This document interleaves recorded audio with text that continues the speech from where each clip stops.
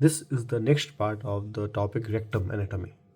In the first part, previous part मैंने rectum का general information, उसका extent and curvature को discuss किया था. So in this video, I will discuss about the relation of the rectum, anterior relation, posterior relation. तो relation of rectum को जानने के लिए आपको rectum को थोड़ा sagittal section में view करना पड़ेगा. Means in this section, this is the anterior side, this is the posterior side. और ये sagittal section है, longitudinal section है. तो मैं बताया था अगर सिर्फ पेरिटोनियल का रिलेशन बताऊं तो ये तुम्हारा ब्लैडर है, this is the rectum, this is the तुम्हारा sacrum, this is the male rectum. Female होगा तो तुम्हारा ब्लैडर और रेक्टम के बीच में तुम्हारा यूट्रस आएगा. ऐसे रन करता है तुम्हारा क्या पेरिटोनियम, जैसे एब्डोमिनल वॉल, वहाँ से रन करेगा तुम्हारा पेरिटोनियम, फिर ब्लैडर के ऊपर से जाके और ब्लैडर और रेक्टम के बीच थोड़ा पॉज बनाएगा, फिर वापस निकल जाएगा. लुक ये मैंने पॉज कैसा बनाया है, लाइक इन दिस, कि इसका जो अपर पार्ट है रेक्टम का वो साइड से भी कवर है तुम्हारे रेक्टम से, like this here. This is the bladder, this is rectum, this red one is your peritoneum. तो मैं पेरिटोनियल रिलेशन को स्टार्ट करूँ तो अपर 1/3 जो होता है, अपर 1/3 जो है तो उसका पेरिटोनियम आगे भी होता है और साइड में भी होता है. मिडिल 1/3 का सिर्फ फ्रंट होता है, सिर्फ एंटीरियर साइड होता है. तो अपर 1/3 फ्रंट बोले तो एंटीरियर, एंड साइड भी होता है बोले तो lateral. Middle 1/3 is only anterior. Lower 1/3 में तुम्हारा पेरिटोनियम नहीं होता है. लोअर 1/3 को अपन एम्पुला कहते हैं. It is the most dilated portion of the rectum. तो लोअर 1/3 जिसे एम्पुला कहते हैं वहाँ पे कोई पेरिटोनियम नहीं है, उसके आगे कोई पेरिटोनियम नहीं है. तो this is your peritoneal relation. अब बात करते हैं विसरल रिलेशन की. अब तुम्हारे रेक्टम के आगे पीछे कौन सा विसरा है, कौन सा ऑर्गन है. So let's begin with the anterior relation. So basically this is your rectum, मतलब sagittal section of male pelvis and female pelvis. क्योंकि जो तुम्हारा रेक्टम का एंटीरियर रिलेशन है वो मेल और फीमेल में डिफरेंट होगा, और जो इसका पोस्टीरियर रिलेशन है दोनों का सेम होगा, दैट इज सैक्रम. ठीक है, तो अपन स्टार्ट करते हैं with the anterior relation. Anterior relation तुम्हारा मेल पेल्विस और फीमेल पेल्विस में, मतलब मेल रेक्टम और फीमेल रेक्टम का जो एंटीरियर रिलेशन होगा वो डिफरेंट होगा. कैसे, look here, let's discuss about the male. Male की एंटीरियर रिलेशन को समझने से मैंने अपन रेक्टम को दो पार्ट में डिवाइड किया, अपर 2/3 and lower 1/3. Upper 2/3 and lower 1/3. अपर 2/3 देखोगे आप तो तुम्हारा जो एंटीरियर है दैट इज योर एक्टोयूट्राइन पॉच. और एक्टोयूट्राइन पॉच में यहाँ पे होता है तुम्हारा coils of jejunum and ileum. Small intestine का जो कॉइल है वही थोड़ा सा एक्टोयूट्राइन पॉच, एक्टोवेसिकुलर पॉच में ही रन करता है, दैट इज एक्टोवेसिकुलर पॉच and coil of jejunum and ileum. अब लोअर 1/3 की बात करूँ तो lower 1/3 is the base of bladder का बेस है, base of bladder, terminal urethra, terminal ureter, मतलब जो यूरेटर किडनी से आता है वो ब्लैडर में इंटर करता है. तो terminal most part of ureter जो तुम्हारा होगा anterior relation of rectum form करेगा. देन सेमाइनल वेसिकल, और दिस इज योर प्रोस्टेट. ये सब स्ट्रक्चर मैंने डिस्कस किया था प्रीवियस वीडियो में, इसलिए मैं स्ट्रक्चर को एक्सप्लेन नहीं कर रहा. तो आपका क्या हुआ, बेस ऑफ ब्लैडर, यहाँ पे आएगा तुम्हारा पहले terminal ureter, seminal vesicle, prostate. ठीक है, अब जब आप देखोगे दिस इज योर तुम्हारा यूरिनरी ब्लैडर, वो ऐसे ऊपर इसके ऊपर से आता है. ठीक है, this is the urinary bladder, इसके ऊपर से आएगा तुम्हारा wash difference. Wash difference dilate करता है, इसको बोलते हैं एम्पुला वॉश डिफरेंस. फिर ये तुम्हारा ब्लैडर के पीछे जाता है.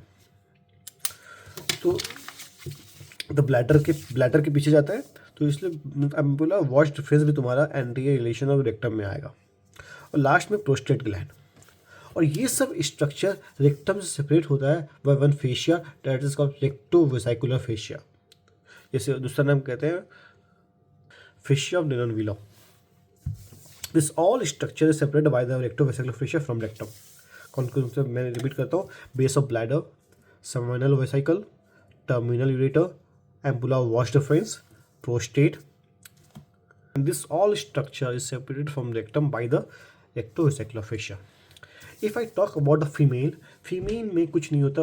अगर अपर 2/3 की बात करूँ तो रेक्टोयूट्राइन पॉज है और कॉइल ऑफ ड्यूडेनम जेजुनम है, सेम है दोनों के केस में.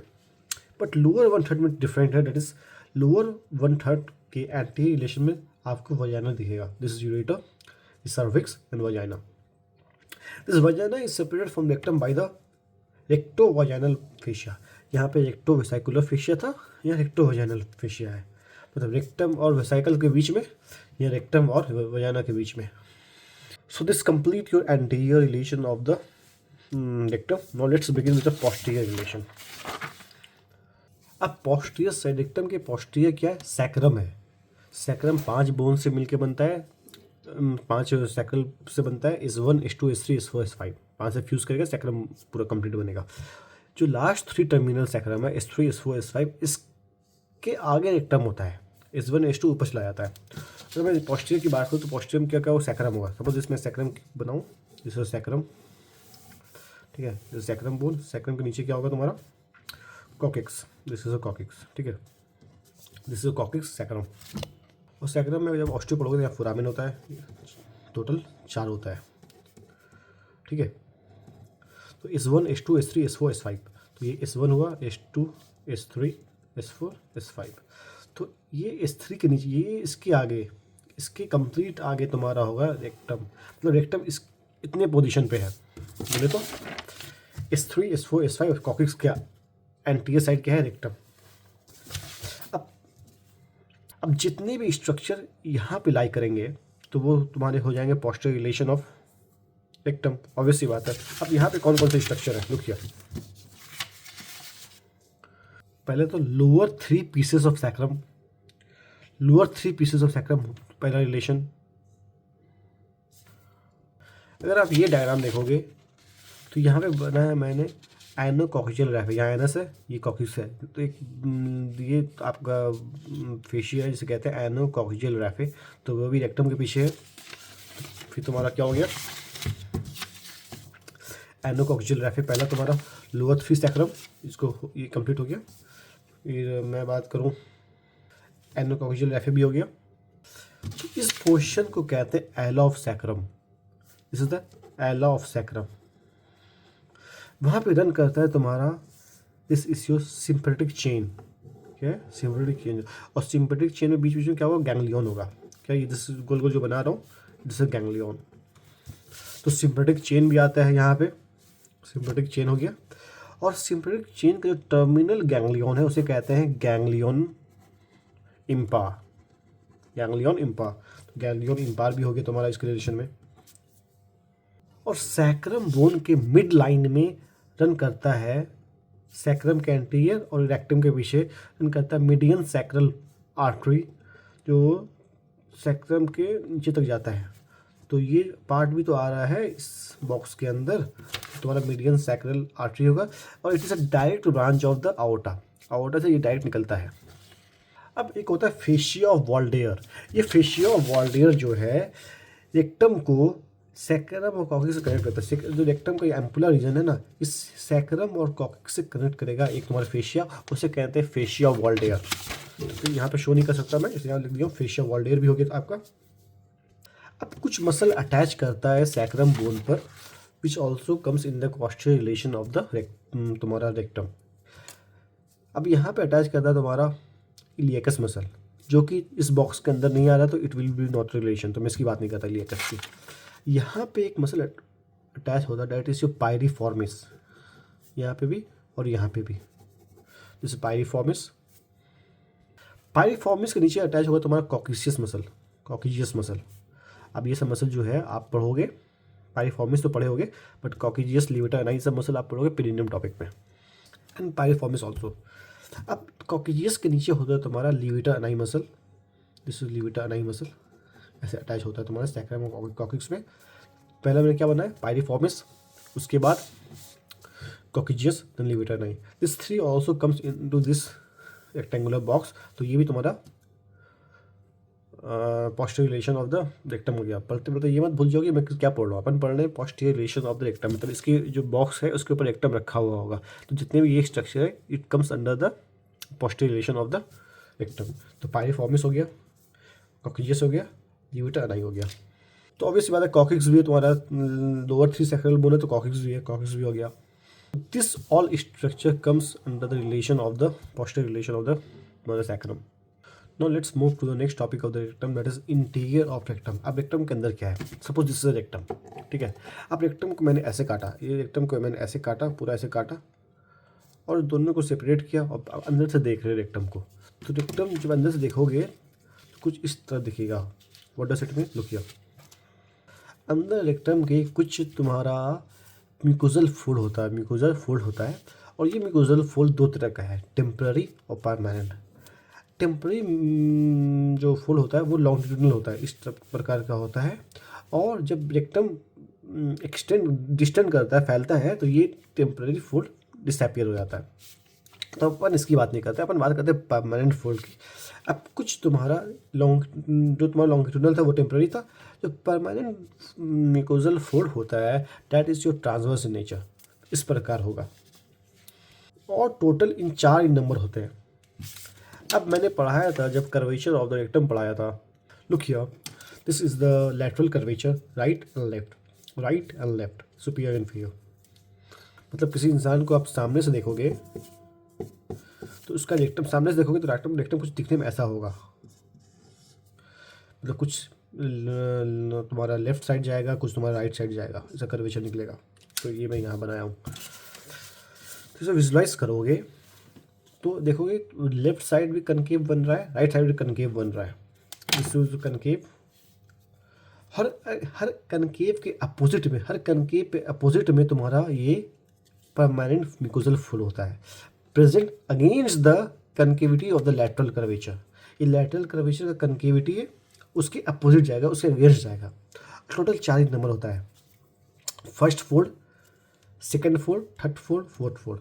जो फर्स्ट होगा इसका पोजीशन अनसर्टेन है, ये राइट साइड भी हो सकता है, लेफ्ट साइड भी हो सकता है, तो इसकी बात अपन नहीं करते हैं, लीव इट।